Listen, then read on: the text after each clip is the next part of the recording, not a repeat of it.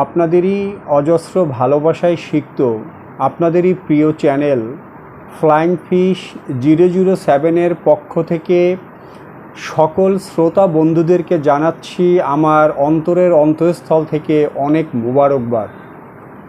আপনাদের অজস্র ভালোবাসার কারণেই মাত্র 4 মাসে আমার এই নূতন চ্যানেলটি এতটা দূর এগিয়ে গেছে, যেটা আপনাদের ঐকান্তিক ভালোবাসা এবং মহান স্রষ্টা রাব্বুল আলামিনের অসীম কৃপা ছাড়া আদৌ এটা সম্ভব ছিল না। এজন্য আমি মহান আল্লাহ তাআলার কাছে কৃতজ্ঞ, আমার চ্যানেলের সকল শ্রোতা বন্ধুদের কাছে আমি কৃতজ্ঞ। আমি যখন আজকে চ্যানেলটা অ্যানালাইজ করতেছিলাম, তখন আমি দেখলাম যে আপনাদেরই এই প্রিয় যে চ্যানেলটি, এটার 80% দর্শক যারা আমার ভিডিওগুলো দেখেন, খুব পছন্দ করেন, লাইক কমেন্ট করেন, কিন্তু আপনারা সাবস্ক্রাইব করেননি।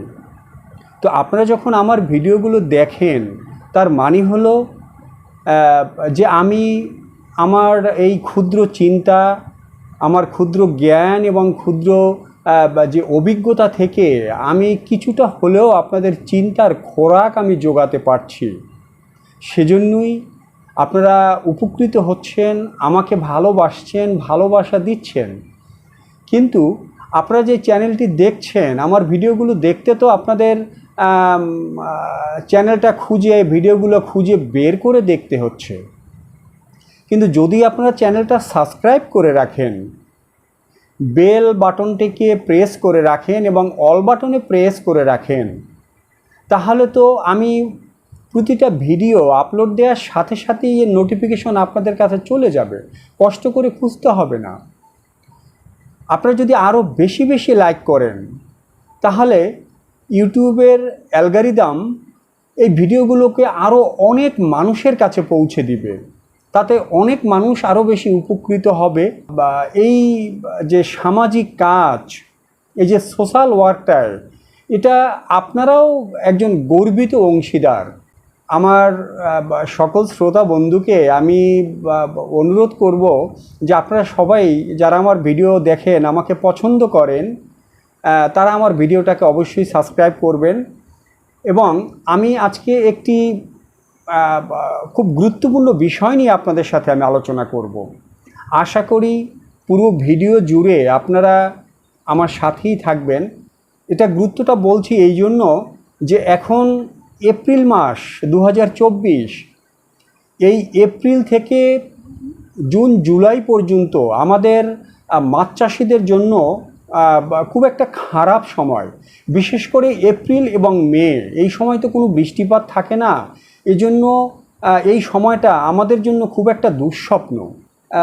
যখন আপনারা রাস্তা দিয়ে হাঁটবেন বা আমরা যখন হাঁটি, যেখানে সিটি কর্পোরেশনের ডাস্টবিন থাকে, তার থেকে 400-500 ফুট দূর থেকে আমরা নাকে রুমাল দিয়ে হাঁটতে পারি না, অ্যামোনিয়ার গন্ধটা এত বেশি থাকে। আমরা আমাদের গবাদি পশুর খামার, আমাদের হাঁস মুরগির খামার আমরা 2 দিন পর পর পরিষ্কার করি, যাতে ওরা সুস্থ থাকে। আমরা যে আমাদের পালনকৃত যে মাছ, যাকে আমরা একটি আবদ্ধ জলাশয়ের ভিতরে আমরা রেখেছি, আচ্ছা, তার অতিরিক্ত খাবার, পচা জৈব সার, তার মলমূত্র, তার জন্য আমরা কি ব্যবস্থা নিচ্ছি? আমাদের মাছ যে বেঁচে আছে, এটাই তো সৃষ্টিকর্তার কাছে লাখো কোটি শুকরিয়া। কারণ এই অবস্থায় বেঁচে থাকার কথা না। কারণ এই সময়টা যে সমস্যাটা হয়, সেটা হলো অ্যামোনিয়া টক্সিক হয়ে যায়। আর অ্যামোনিয়া টক্সিসিটি হলে আমাদের জলাশয় বা ঘের বা পুকুরের পানিতে যে দ্রবীভূত অক্সিজেনটা থাকে, অ্যামোনিয়া সে অক্সিজেনটাকে পানি থেকে সরিয়ে ফেলে, উঠিয়ে দেয়, সে ওই জায়গাটা দখল করে নেয়। মাছ অক্সিজেন পায় না, নিঃশ্বাস নিতে পারে না, পানি থেকে দুর্গন্ধ হয়, আমাদের মাছগুলো মারা যায়। এত কষ্টার্জিত যে বা ইনভেস্টমেন্ট, যেটা আপনার যে স্বপ্ন, সেটা আপনার চোখের সামনেই নিমেষে শেষ হয়ে যায়। কিন্তু আমরা একটু উদাসীন থাকি, বিশেষ করে এই মাছের ব্যাপারে। আমরা তার অ্যামোনিয়া নিয়ে ভাবি না, অথচ অ্যামোনিয়া এমন একটি নীরব ঘাতক, যা নীরবে আমাদের স্বপ্নগুলোকে তারা নিমেষেই হত্যা করে ফেলে।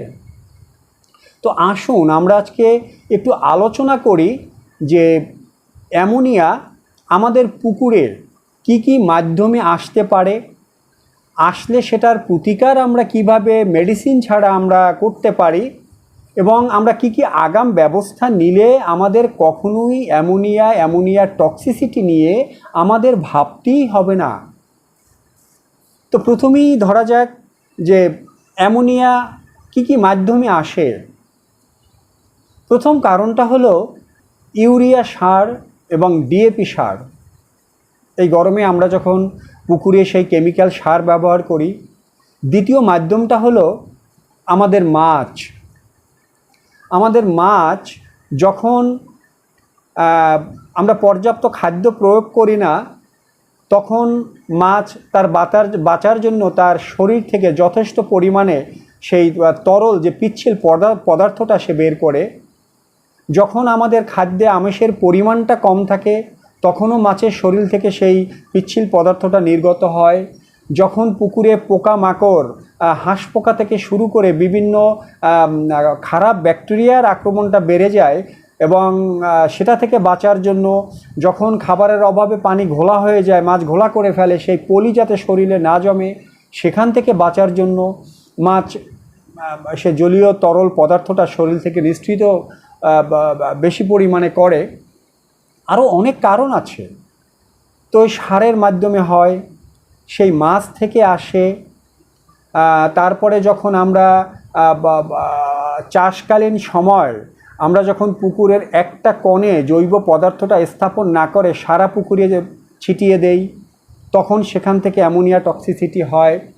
যখন আমরা পুকুরে নিয়মিত হরসা টানি না, অর্থাৎ পুকুরের তলানিটা ঘেঁটে দেই না, সেখান থেকে অ্যামোনিয়া হয়। পুকুরে বিভিন্ন রকমের যে প্রাণীকুল, জলজ প্রাণী যারা বসবাস করে, তাদের মাধ্যমে আমাদের পুকুরে অ্যামোনিয়াটা আসে। নানাবিধ কারণে আমাদের পুকুরে অ্যামোনিয়া আসে, আমাদের পরিচর্যা সংকটের জন্য অ্যামোনিয়া আসে। তো যদি আমাদের অ্যামোনিয়াটা টক্সিক হয়ে যায়, অ্যামোনিয়া টক্সিসিটি হয়, আমার বিশ্বাস যে আমরা যারা মাছ চাষ করছি তার 90% মাছ চাষি সেই সূর্য ওঠার আগে এবং গুধূলি বেলা যখন সূর্যটা ডুবে যায় ঠিক তার আগ মুহূর্তে কখনো তারা পুকুর পাড়ে যান না। তারা মাছের গতিবিধি পর্যবেক্ষণ করেন না, তারা পুকুরের পানিটা ধরে দেখেন না, তারা পুকুরের কাদাটা তুলে গন্ধটা শুকে দেখেন না, তারা পুকুরের ভাষা বুঝেন না, বোঝার চেষ্টা করেন না। এটা করলে আমাদের এই অ্যামোনিয়া টক্সিসিটি নিয়ে ভাবতে হতো না। তো যদি অ্যামোনিয়া টক্সিসিটি হয়েই যায়, অনেক সময় অনেকে পরামর্শ দেয় চুন ব্যবহার করার। খবরদার, ভুলেও অ্যামোনিয়া টক্সিসিটি হলে আপনারা চুন প্রয়োগ পুকুরে করবেন না। চুন প্রয়োগের কোনো সময় কোনো বাধা নেই, কোনো দিন রাত বলতে কোনো সময় নেই, যখন দরকার তখন চুন দেয়া যায়। কিন্তু একটা সময় যখন অ্যামোনিয়া টক্সিসিটি হয়, এই সময়টায় কখনো চুন প্রয়োগ করা যাবে না। টক্সিসিটি নিয়ন্ত্রণ করার জন্য আপনার পুকুরের পানির গভীরতা যদি 3 ফিট থেকে 5 ফিটের মধ্যে হয়, তাহলে প্রতি শতকে আপনি টিএসপি মানে ট্রিপল সুপার ফসফেট, এটা কিন্তু গ্রাম অঞ্চলে সব জায়গা পাওয়া যায় না, অনেকে ডিএপি থেকে টিএসপি বলে চালিয়ে দেয়। তো বস্তার গায়ে এটা লেখা থাকে, আপনারা একটু কষ্ট করে শতকে 50 গ্রাম করে টিএসপি আপনারা গুলিয়ে সারা পুকুরে দিয়ে দিবেন। আর যদি পানির গভীরতা 5 ফুটের বেশি হয়, তাহলে প্রতি ফুটের জন্য আরও 10 গ্রাম করে বাড়তি দিয়ে আপনারা ছিটিয়ে দিবেন। এই সার প্রয়োগেও আমি আসলে পক্ষপাতী না। এর চেয়ে আরও একটা সহজতর উপায় হলো লবণ ব্যবহার করা। যদি আপনি 3 থেকে 5 ফিট পানির জন্য প্রতি শতকে 200 থেকে 250 গ্রাম লুজ লবণ, অর্থাৎ বাজারে যে খোলা লবণটা পাওয়া যায়, সেটা যদি ব্যবহার করেন, পানির গভীরতা যদি বেশি হয় 5 ফিটের, তাহলে প্রতি ফুটের জন্য আরও 50 গ্রাম হারে বেশি যদি আপনারা লবণটা ব্যবহার করেন, তাহলে টক্সিসিটিটা নিয়ন্ত্রিত পর্যায়ে আসবে। তার চেয়েও আরও একটি ভালো মাধ্যম হলো ছাই এবং মোলাসেস। যদি আপনি প্রতি শতকের জন্য হাফ কেজি থেকে 1 কেজি ছাই এবং 50 গ্রাম করে মোলাসেস আপনি গুলিয়ে পাতলা করে সারা পুকুরে ছিটিয়ে দেন, বা হালকা একটু পানি মেখে একটু দলা দলা করে যদি পুকুরের বিভিন্ন জায়গায় আপনি এটা ছিটিয়ে দেন, এটা সবচেয়ে ভালো মাধ্যম।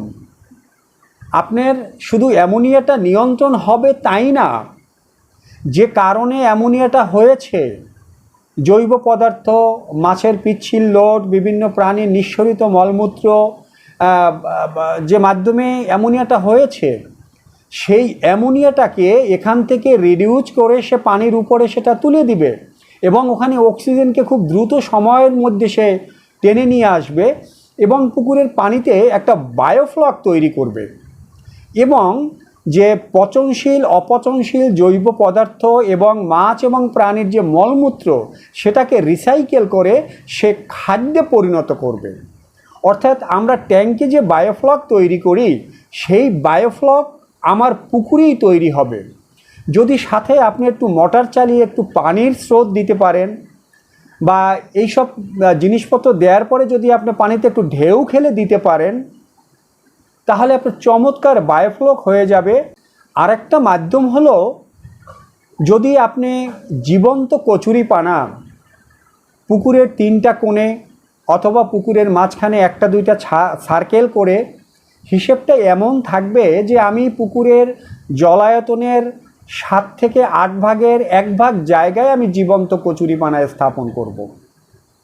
যদি আপনি সে কচুরিপানাটা স্থাপন করেন, তাহলে পানির যে গন্ধ, পানির যে সব বিষক্রিয়া, পানির যে অ্যামোনিয়া, সেটা তো শুষে নিবি এবং পানিটাকে ঠান্ডা রাখবে, কখনো বেশি উত্তপ্ত হতে দেবে না, পানি থেকে অক্সিজেন কখনো ঘাটতি হতে দিবে না। এবং চাইলে সাথে আপনি কিছু খড়, শতকে হাফ কেজি করে আপনি খড়ও সেখানে আপনি দিতে পারেন।